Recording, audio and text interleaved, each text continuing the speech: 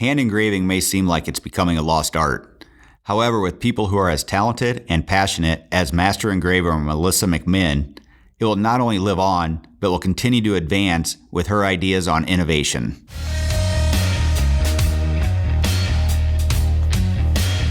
This is the No Excuse to Miss podcast. Welcome to the No Excuse to Miss podcast. I am your host, Scott Volquartsen. This week's guest is one of only 3 women to be designated a master engraver by the Firearms Engravers Guild of America.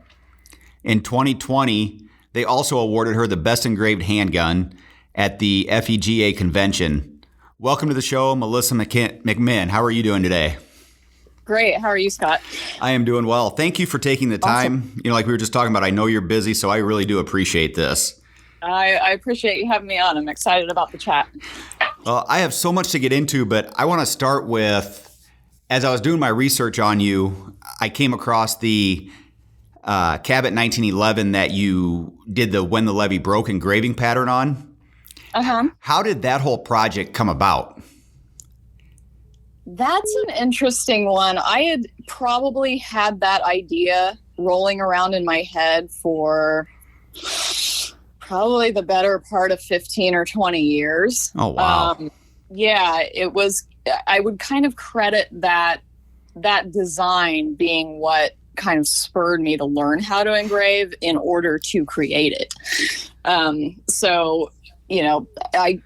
was into fire. I grew up in Kansas. My dad, was in a gun club and shot ISPC and, different things like that. So I was around guns from a young age, but obviously didn't know how to engrave them. I was into different art forms. And when I got out kind of on my own as an adult and started getting more into guns personally and buying a few pistols, I got, that urge to customize them. So still to this day, I have a few that, I bought 10, 15 years ago that are still disassembled in my safe and haven't been touched yet. But I'm glad I didn't end up doing it on those, because when I got my hands on that Cabot, I was like, okay, this is the piece. I'm going to do it for my master's. I had already been engraving for a while at that point and had really worked on the design to fit a 1911. So just kind of went after it. And that piece means a lot to me. I love that song. The old blues version of it, about the Great Mississippi Flood, to, the version everybody knows, which is covered by Led Zeppelin. And then A Perfect Circle also covered it too, which is a really interesting version of it. But I get inspired a lot by music, so that kind of hit me. But also, if you listen to the words, the lyrics of that song, and kind of interpret it with 2A matters, it kind of resonated. Well, it is absolutely beautiful from what I've seen online. And for our listeners, if you haven't, I urge you to go just Google Cabot When the Levee Broke, and it will, at least it popped up for me, and I think you guys will be blown away by how that one turned out. Yeah, and I did a blog about it on my website. So there's kind of the backstory of it and what it means to me and what it's meant to a lot of people that have seen it, and then also how it was created, because that one was a really special technique. The gun itself is 416 stainless, but I actually inlaid soft iron into it, because originally I wanted to do a charcoal blued gun. Having the stainless, it worked out that if you charcoal blue the stainless, it's going to turn bronze. And then the soft iron inlay actually came out in the charcoal blue. So it's a really unique color combination, and also from a technical standpoint, extraordinarily difficult to inlay iron into stainless and have some integrity to it. So it was definitely a challenge worthy of trying to execute for my master's project. So a couple questions related to that. One, how gratifying was it, if this was something you had in your mind for 15 to 20 years, then to be able to execute it and then have it recognized in the way it was as the best engraved handgun of 2020 at the convention? Oh my gosh, it was huge. I had already been told at the banquet that night that I qualified for the Masters, so I knew that was coming. But I was just kind of sitting there, and then they announced it as the best engraved handgun, and I was up against some of my heroes for that. So I mean, I was like, okay, I'm going to pass out on the way up to the stage, just kind of shaking. But it was just really surreal, but very, very gratifying. That gun alone probably took me close to 3 months to complete. So it was a task and a project to take on without having revenue of other projects coming in for that purpose. But in short, it's so gratifying. It's still in my safe, and I've been offered to sell it multiple times. So it's one of those things. It might be for sale, but it's going to take a lot. It's going to take the right price. Exactly. So when you get into a project like that, and you're, let's say, like 1.5 to 2 months into it, does it ever cross your mind that what happens if I mess this up from here on out? Or are you able to, I mean, because I've always wondered that, because like if we're building a firearm and we mess it up, we can kind of start back from scratch. But anytime we incorporate, like, let's say a high-end walnut stock or something that came from another company and there's a lot of value there, as much care as we take in everything we do, there's always just like that little added, we don't want to mess this one up. We just waited for that stock, 10 months or a year, whatever it might be. Right. So how do you work through that, especially the further you get along? Like you said, you weren't working on other projects, so you had 2 months invested into that. Yeah, it's that's always in the back of your head. I think for me, I get so kind of micro focused, no pun intended, literally looking through the microscope at these tiny little elements, cutting them. The biggest kind of, I guess, pucker factor thing with that would have been the finish. And I've done quite a few selective finishes on other guns since then. But when you get all that done, it goes off for bluing. It comes back, and then I'm selectively removing parts of the color with acid. That's when the real kind of nerve-wracking part came in for me, was okay. And it's not the end all be all if you accidentally remove something or splash it on somewhere it shouldn't be. It just goes back for bluing and you got to start all over. So that it's more of a time and financial investment of, okay, don't screw this up. But I move really slow, methodically, and luckily, I've had so many hours under my belt. I've yet to do something like that. I'm knock on wood. I'm sure it'll come. It happens to everybody, but with metal, there's always a way to fix it, which is the good thing. Yes. So yeah.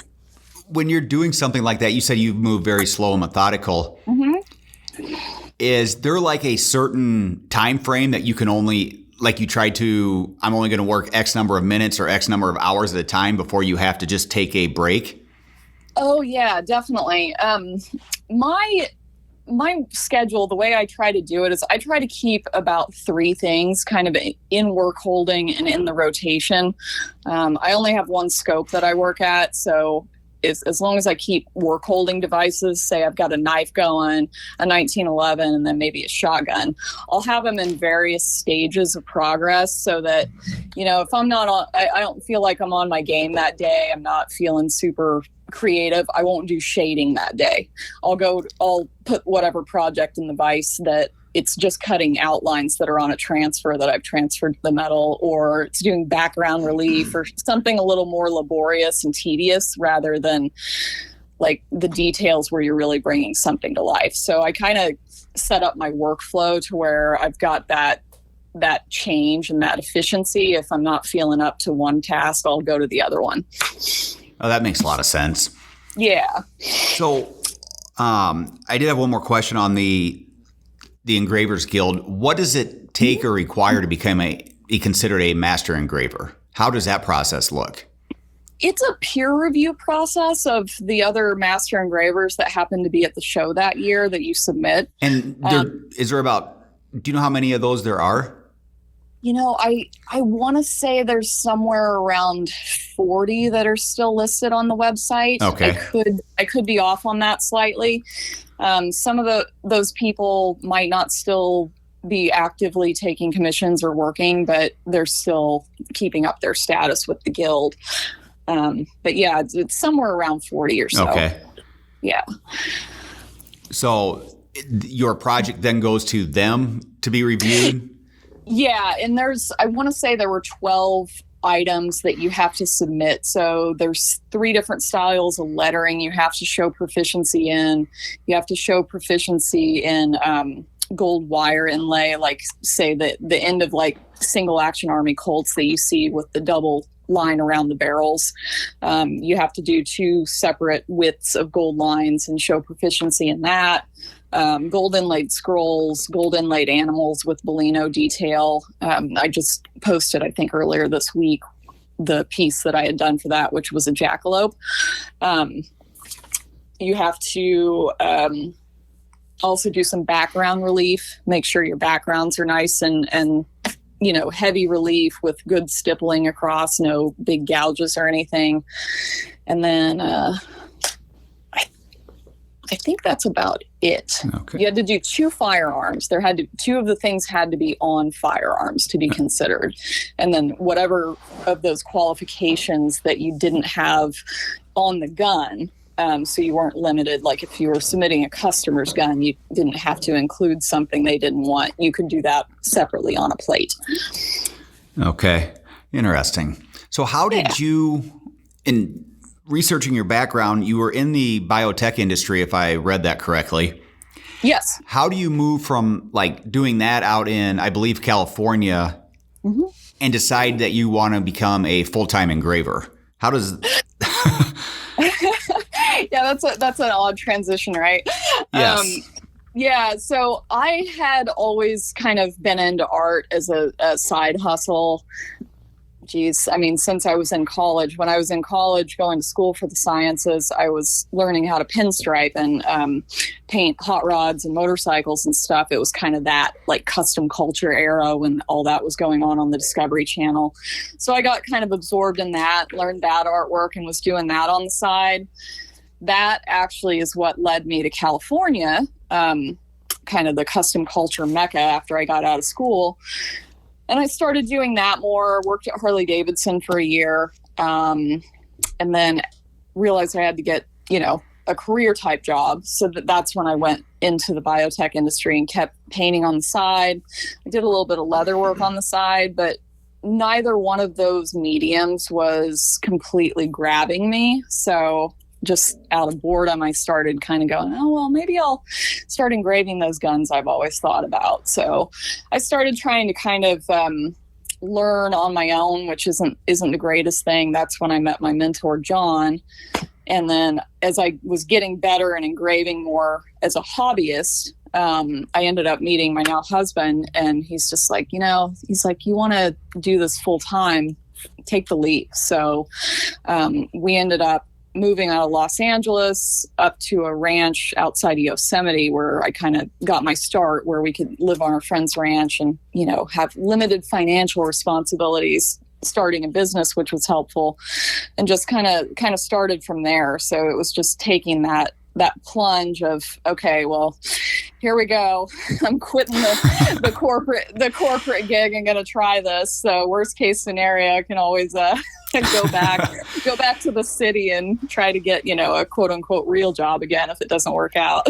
Well, it had to help to have the support of your now husband say, hey, you need to go do this. Absolutely. Yeah. I couldn't have done it without him. Yeah, because it's stressful enough, I'd imagine, to make that decision, but even more so if he wouldn't have been on board. Absolutely. You mentioned that you reached out and had a mentor that helped you along. Did you encounter any resistance being a female into what is, for the most part, from what I've seen over the years, a male-dominated type industry? I wouldn't say that I did. When I was first trying to find someone to help me, because it's such a niche thing, it was definitely difficult to find someone that was willing to talk to you about it. Luckily, I discovered the Figa website, and I've always been that type of person that's just like, I'm just going to reach out and see what happens. So I just kind of started virtually knocking on doors, emailing people like, hey, can I come over? I'm trying to learn this. And luckily I just got lucky. I probably emailed 20 people or so that, I might have heard back from a few of them, and they weren't willing to kind of take anyone on, which I totally understand.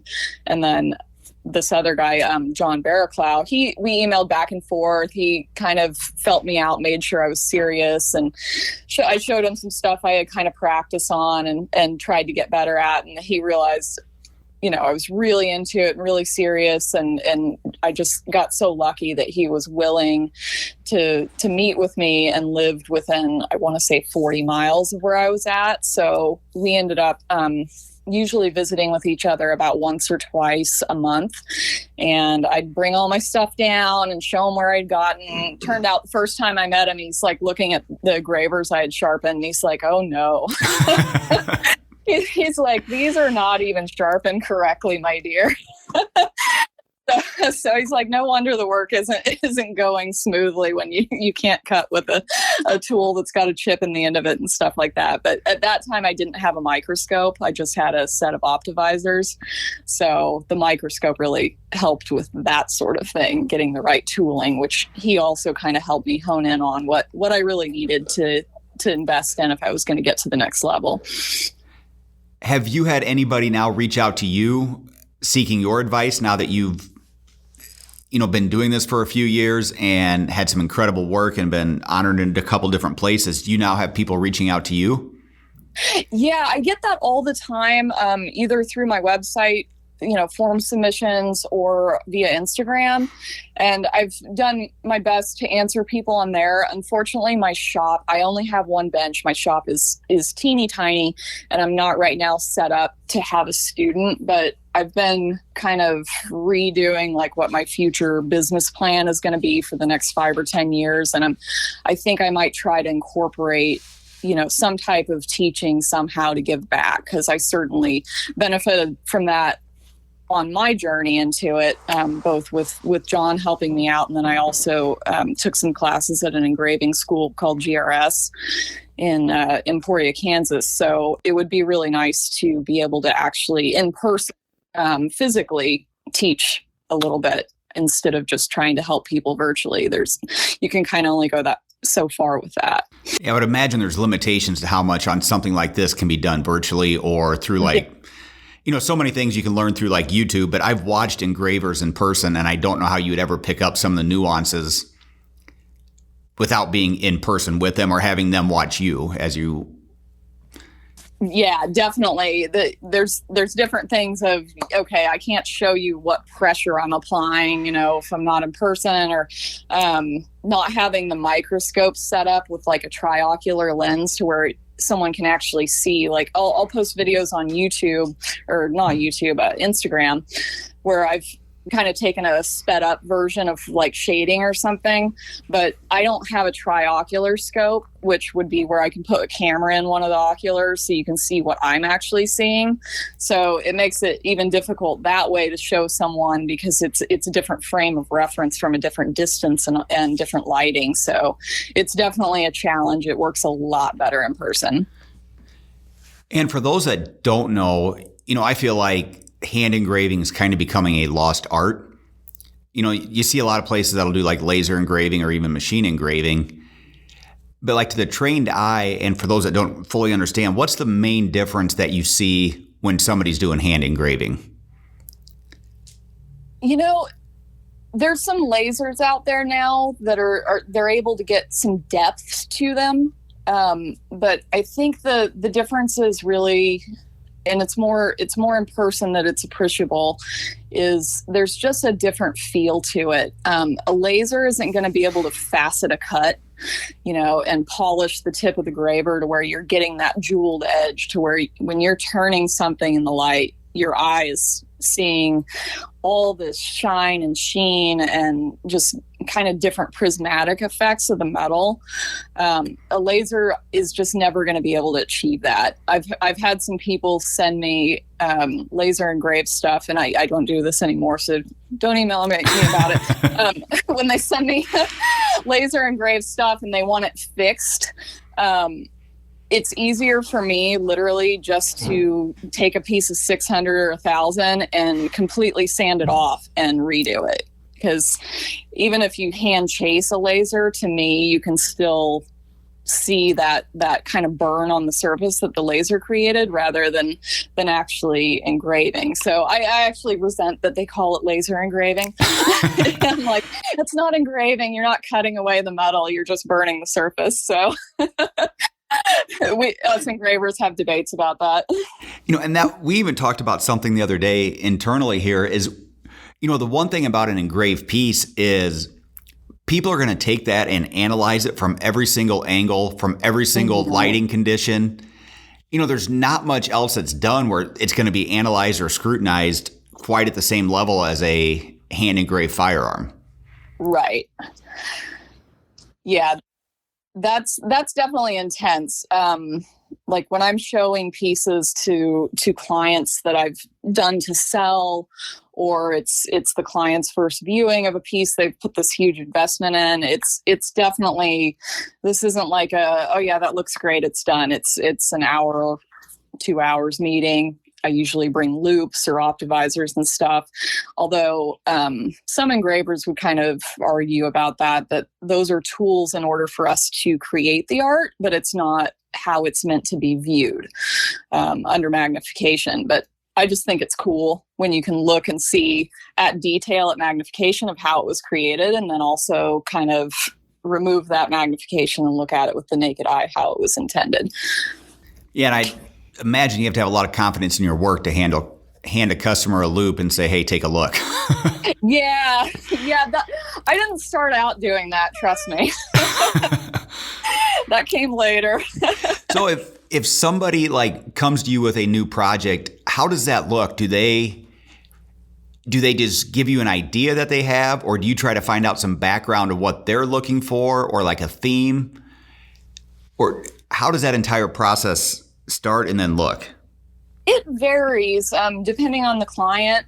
Sometimes I'll have, I draw a lot, in the evenings if we're just watching a movie or something. I can't sit still. So I just, I sit there and doodle and stuff. So I'll have concepts kind of in the back of my head and ready to go to show people if they don't really know what they want, to kind of go, hey, well, what do you think about this or this, and hone in on what their tastes are. But a lot of times with client commissions, they will have something specific to them, or they're trying to create an heirloom piece for their family to pass down over generations. And that's probably my favorite part about this whole job, is when someone comes to me and they trust me to create something that's going to be really special to them, and I get to know them. And hey, what kind of art is in your house? What do you like? What kind of cars appeal to you? All that, just getting to know them and their tastes in order to hopefully create this thing that they've probably been thinking about for a long time and is going to really mean a lot throughout their family and generations.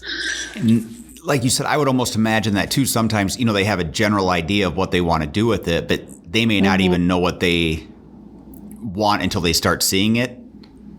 Yeah, and a lot of people don't really, if they've never commissioned engraving before, they don't even know what's achievable. So, I've got a kind of starter portfolio that I'll show people or email them. I prefer to meet with people in person, especially if it's going to be a really large scale project. It I think gives us a better foundation to get to know each other and trust each other. But sometimes that's not possible. So I can also email these files, and it's just like, hey, just look at these. What stands out to you? What do you like and what do you not like about each thing?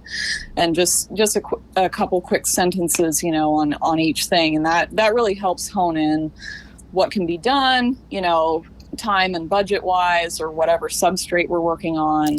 So it definitely can be a process, but I think I wouldn't really call it sales, but the for lack of a better term, I'll call it sales right now for, for time constraints, but the sales process of just making sure people know that you're there for them as far as knowing their tastes and showing them all the possibilities so that they can decide what appeals to them. And then you can, being the expert in your field, show what's achievable for them.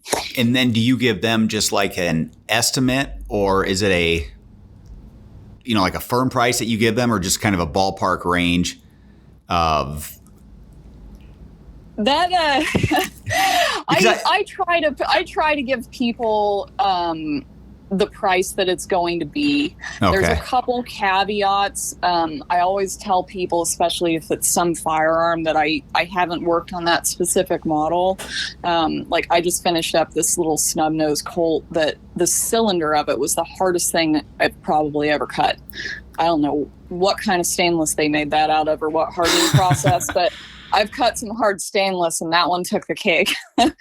So there's aspects like that. I'll tell them, hey, you might see anywhere from a 10 to 20% flex in what this estimate is if I run into something like that. Or if I run into, something like, hey, this thing's had, a gunsmith work on it, but wasn't up to snuff and there's a problem. We got to fix it before I'm not going to invest what they're putting into the engraving in something that the piece itself, I don't think is up to par. So I always try to be upfront with people about stuff like that. But I also try to, stay pretty close to what I've told people so that they're having good experience and not getting over promised and under delivered, so to speak. So on that, how diverse is your background when it comes to like the actual, metal or the different materials that firearms are made out of? Because obviously there's so many different, materials that manufacturers have used over the years. Like you said, in that cylinder was extremely hard. Is that something that you can just do by feel, or have you had to really study the different metals and how your equipment's going to work on that? You definitely can. You can study the different metals and what the alloys are, how much cobalt, nickel, that sort of things in it. But that's only gives you kind of a rough guideline, because especially with the spectrum of firearms from, vintage or antique ones to modern ones, the hardening processes have changed. So you really might not know what you get into. Even if, like, I did 2 Dan Wessons, I think it was last year, and it was the same exact model of Dan Wesson Bobtail Commander. They cut different. So you might get one that just cuts a little bit differently than the other just because it got hotter when it was machined, or, I'm not a metallurgist, I'm just speculating, but it can be different from one piece to another, even when you would expect it. So a lot of times, if it's something I'm really tentative about, I'll tell people I'm going to do a test cut in an inconspicuous, inconsequential area and just see what it feels like. And if it's an absolute no-go or it's going to change the budget, I'll let you know. Okay.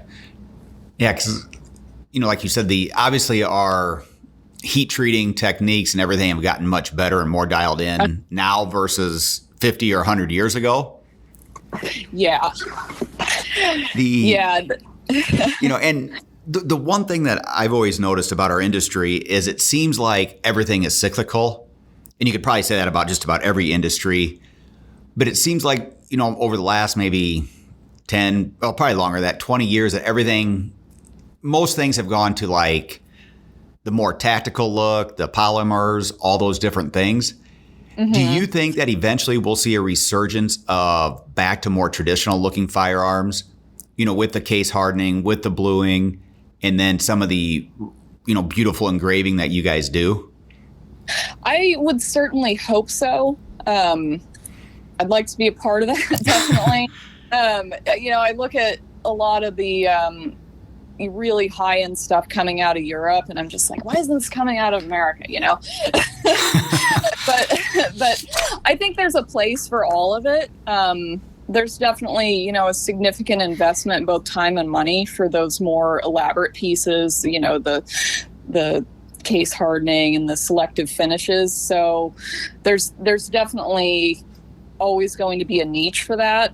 I hope it turns into a resurgence, but I guess time will tell. I keep seeing different things where companies that I have a certain expectation from and hold them to a high standard. I'll see something that comes out that I'm like, oh, you went that way. No. And they're going the opposite way for production, which I also understand, the business side of it. But as you scroll through social media, it almost like your work and similar work almost stands out more now than it ever has. Mm-hmm. Just because it is something so different than what we, usually see as we scroll through our feeds. Yeah. And I think that's special. And I think that's a good thing. It's not every single thing can't be a piece that has 500 or 1,000 hours in it. So it's nice to have the range of different types of adornment so everyone can have something customized without having these, huge elaborate pieces for everything. And how beneficial do you think social media is for a business like yours? For all the faults that we attribute to social media. Oh yeah. If you think back, like let's say 30 years ago, if you came out with a new custom engraved piece, you had to go get it photographed by more than likely a professional photographer. Then you had to submit photos to a magazine or whatever it might be, or you had to go work a gun show so people could see your work. Yeah. But that's the one advantage, like in today's time, is you can come out with some new work or do a custom, engraving job, and you can broadcast it to your following and put it all over social media. So that's I would think that has to be an advantage. Absolutely. As much as I love to hate different aspects of social media, I get banned and zucked, as they call it, all the time. Like I tried to post a throwback Thursday of the wedding ring that I made my husband out of a carbon steel pipe I found on a construction site, and for some reason, like I looked at my phone a couple hours later, and they're like, "You have violated the community guidelines." I'm like, for the really? ring? On that one, yeah. So yeah, they'll take down the most random things and not others. But that being said, I've definitely had an advantage of starting a business during a time when we have access to free marketing like that. And it was especially the first couple years when I was really trying to kind of build my portfolio and really hustling for different jobs and trying to get the word out there. It was instrumental. I got a lot of my business from Instagram and Facebook. And now that I'm a little more established, it's much less important. I probably get, just roughly estimating it, probably about 70% of my business now is just word of mouth from existing clients. And that doesn't surprise me, because I feel like that level of clientele, when they get something they're excited about, they're going to talk and show it to their friends. Yeah, exactly. And especially with the shotguns, you go out to a skeet or sporting clays club and you got 10 guns in a rack, and 9 of them look like, they've got scroll work on them, and then there's something weird that I've done. It stands out. I just finished a side plate for Kohler Arms at the end or beginning of this year that is very, very different. And that gun, when it's finished and built, when you put that in a rack with 10 other guns, you're going to be able to know it's different from 100 yards away. That's awesome. I think that's something really cool. Also with the hand engraving that you can't achieve with either a laser or a Cerakote. And I feel like a lot of that clientele, once then they see that, it becomes a game of, can you top this? And they don't want to. Yeah, it reminds me of golf in ways, like the one-upping. My putter is better than yours. I can relate to that. I've always thought that you just got to make it look like you know what you're doing, and then it hopefully will cover up some of the issues I have on the course. No, I'm more of a mini golf. I've never been a good golfer, but well, if you've seen me golf, there's a lot of people that probably argue that I shouldn't have either. So, oh, funny. So when you went into, I have a couple business related questions for you now. Sure. One, when you went into, as you started out, what was like one of the things that most surprised you when you went to work for yourself? Ooh, that's a good question. It was a little bit of a shock to me. It was like culture shock almost. For one, I've never had a problem of like being disciplined, actually showing up and putting in the time. So I know a lot of people when they don't have to clock in or they don't have anyone else they're accountable to, that's an issue. That almost went the opposite direction for me. I would go and grind for, 18, 20 hours and just, wear myself out and then get burnout. So I had to kind of pull back the opposite direction on that. So that became a little bit of a challenge. And is that something you figured out, or did somebody have to, point it out? I felt it for sure, especially, even physically, bench work is not the most ergonomic thing. My husband definitely had to go, you got to lay off a little bit, lady. So I definitely had that, voice of reason from him to kind of pull back a little bit and go a little bit easier on myself. Definitely transitioning from the biotech industry, where I was in a position that was fairly lucrative there, and not having the steady paycheck and bonuses and stuff. That was a huge transition mentally of managing finances, keeping a revenue stream going, keeping a pipeline of projects and stuff without, really knowing what was going to come next as far as what kind of payday.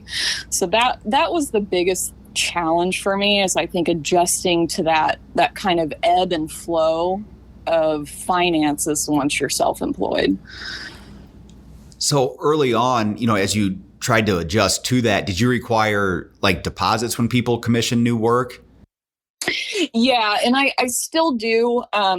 It depends on the size and scope of the project. The deposit will be anywhere from 20% to half up front, half down. When I first started, it was probably only the first year. I learned that lesson pretty quick. No drawings until someone's committed to a project, because I'll get wrapped up in drawings. I'll have 40 to 60. I did a project last year that I probably had 120 hours of drawing into the project.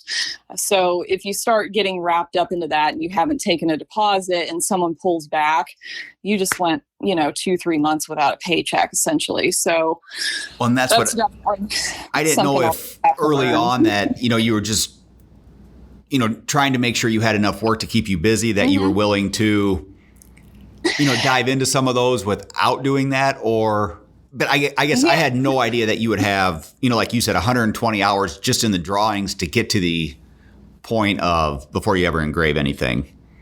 Yeah. And that usually I don't have that much. That one was a really kind of one-off project that actually won't release till next year, so I can't really say much about it, but it was a lot of back and forth and collaborative efforts between a lot of different people, so it got complicated.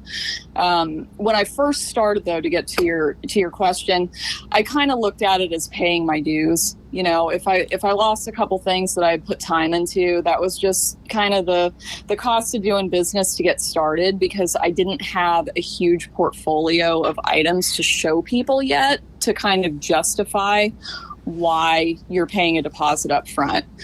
And a lot of artists would argue with you about that of, hey, you're doing work, you get paid for it. But it was just, that was how I chose to look at it of, okay, I'm going to do these. Hopefully the drawings are good enough they like it, and I get the job, and then, it's a non-issue. But, every once in a while there'd be one that didn't come out to fruition. Yeah. So it was sort of your version of like doing a free apprenticeship under somebody, is how you were learning, willing to, obviously you didn't want to not get paid, but you knew going into it that it was kind of the price of admission or paying your dues to learn the craft and keep getting better. Absolutely. Did you have any concerns a lot of times you'll see like business coaches or so-called business gurus say you have to create a business that's scalable and all these different things, where what you're doing is far from scalable because you have to be there to do it. Mm-hmm. Is that something, you mentioned earlier about like your next 5 to 10 year business plan, and you might be doing some instruction and teaching and different things. Is that all part of like a plan to be able to scale this somewhat? Somewhat, yeah. And you hit the nail on the head there. I'm physically touching every single thing that's basically being sold as a product. So scalability with hand engraving isn't really achievable. I am looking at a couple different options, and I'm not sure where I want to go with things yet, of possibly doing some things that are a little bit less coverage, but still high quality. So, you don't have to do 100% coverage engraving like the Levy Brakes gun, or you can do a 10% coverage. But at the same time, I'm kind of toying around with that because everybody's done it. And I really want to take my work to that level of that hasn't been done before, and play with different finishes and innovate and try different selective finishes and different color techniques and different themes, and just kind of a non-traditional kind of nod to traditional engraving. So I'm still kind of developing what that looks for me, whether that might include possibly having an apprentice at one time, down the line. I'm not ready for that yet. But yeah, I'm just looking at everything and where I really want to go with it. Well, and I think you just touched on something there, that by doing some of that, that might be part of the way to kind of bring things back full circle, with a resurgence in these type of firearms and finishes, is because it is something, it's traditional, but it, like you called it, non-traditional, traditional. Yeah. So it's still in that same vein, but it's something that hasn't been seen or done before, which I think would be I think our industry needs it. And I think it'd be awesome to see it. Yeah, I think it would be really cool too. And I think, engraving in one way is kind of a dying art, like you mentioned, but there also are, there's quite a few people getting into it now. There's been a big push with the tool company that I took a couple courses with, GRS. They've been getting into pursuing like tattoo artists, because it's kind of the same set of motor skills. So there's a lot of people that are kind of learning this art now, and whether it sticks with them or not, or whether they go into firearms or jewelry engraving or knives or whatever kind of the substrate they end up specializing in, I'm hoping that also kind of flows into the whole thing of whether there's a resurgence, and that will also factor into kind of how I design the next 5 to 10 years of what I'm going to do in the future. And it's interesting you bring up like tattoo artists, because I think there are so many similarities there. Mm-hmm. Even from getting to know the person, looking for what sort of design work they're into, or what they like or don't like about prior designs. Yeah. And then once again, very similar, like I asked earlier, is if you mess up, it's, you don't have a lot of other options other than trying to figure out a way to fix it. Yeah. I have a lot of respect for tattoo artists, because if I mess something up, I can burnish it out or planish it, sand it back down and polish it. Tattoo artists, man, the pressure's on. I would agree with you. But looking at what you do, I would say the pressure's on you as well, especially as you get, 30, 60, 90 days into a project. Yeah. And if someone sends you you've got their heirloom, their grandfather's 1911, that was his service pistol, and that stuff can get really pressuring. Someone's because if it's a current production model, it may be a financial setback if you had to replace that for them. Right. But like you said, when it's a heirloom or something sentimental or not being manufactured, hasn't been manufactured in a long time, there's no way to duplicate that. Exactly. Yeah. Those are definitely a lot more nerve-wracking than anything, modern and replaceable. Modern and replaceable stuff, it turns into more of you're a tattoo artist doing a cover-up. It's like, okay, well, I can't fix that now, so you're getting a gold inlay put there. just going to put a big old gold bird there in that scratch. If somebody was looking to get into like the engraving world, where do you recommend they start? I would start by either doing private instruction with an engraver that offers it, or reaching out to one of the schools. There's a couple, GRS in Emporia, Kansas does them. There's a guy in Texas by the name of Wes Griffin that does some classes. I believe there's one in New York, the Jewelry Institute, that does some hand engraving, but it's a lot easier when you have a little bit of hands-on than trying to go at it yourself. And also the tooling for this, it's not terrible as far as startup costs to get into it, because you only have to do it once. You're not going to be buying tools constantly, and there's not that much that you need. You're not going to like grow out of your tools. But the initial investment to be able to play with each different type of tool and see what works for you is a lot better if you have a classroom setting to do it than you're just kind of winging it on the internet. That makes a lot of sense. So, and I apologize if he isn't, but is your dad still around who got you into firearms? Yeah, he is. So how cool does he think this is coming full circle, that now this is what you do? Oh, yeah. I'd imagine there's a lot of pride there when he's looking at your work or showing it to his buddies. Yeah, it's funny on the business side of that. Like, my dad was such a hard worker growing up. He's a pharmacist, owned his own pharmacies, and he was like I am. He'll just grind and grind and grind and get the job done. But when I said I was going to quit this like cush, well-paying corporate job and go out and be a self-employed artist, I was totally expecting pushback from him. And he was just like, I wish I would have done that. And I was like, oh, huh. Okay. Well, I'm on the right track then, because now I'm doing firearms, which you were into. And now I realize, someone that's, worked his whole life is like, oh, you're taking a risk and trying it. Good for you. Which is such a neat perspective, because I think so many parents would be like, are you sure that's what you want to do? You're making a lot of money. You have all these benefits. It'd be easy to just say, hey, maybe you should just do that on the side and keep that security that you have. Right. Yeah. And that's why I didn't tell him until I had made the decision. That was like the resignation letter was already sent. I was like, by the way, Dad. But yeah, he loves it. Did you get a lot of pushback from like your friends or people that are like basically saying you're going to do what? Yes and no. I mean, there were definitely the discussions of, the are you sure kind of discussions. I think people have the best intentions, or, most of them do. I have a lot of faith in people. They're trying to protect you. Are you sure you want to do this and everything? Make sure you're making the right decision. But there were definitely, people that I knew I'd get that from, that I just chose not to discuss it with until it was already in progress. And then there were, the friends that I knew were more open to risks, and, even if it didn't go well, they'd be there at the end of it to go, well, you screwed that one up, but you're going to live. Yeah. Well, and I love your attitude that you referenced earlier. Is I knew that if it didn't work out, I would come back and find another corporate job that I could do. Right. Yeah. I think it's important just to know that, it's that I hate quoting motivational speakers and being a cheeseball, but it's like failure's not final.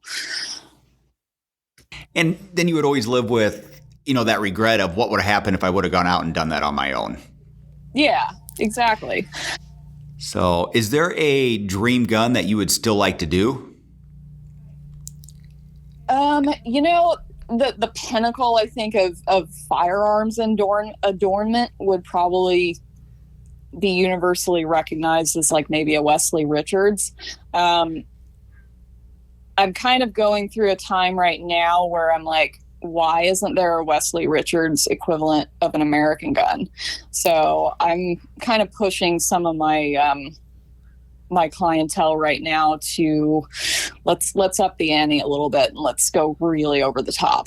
I did a 1911 with Ted Yost last year that he's just such an amazing gunsmith, and so attentive to details and the little details that aren't even the gun, the tools that came with the gun, the mammoth grips, the mammoth ivory grips on the tools, the box, the felt that was ordered in from Scotland. Everything was just top notch. So that gun came out phenomenal. And I really, in the next probably 2 to 3 years, the commissions that I'm going to accept are going to be that kind of thing. I'll probably do some, smaller projects here and there for the instant gratification of just having something a little smaller that gets done and makes somebody happy.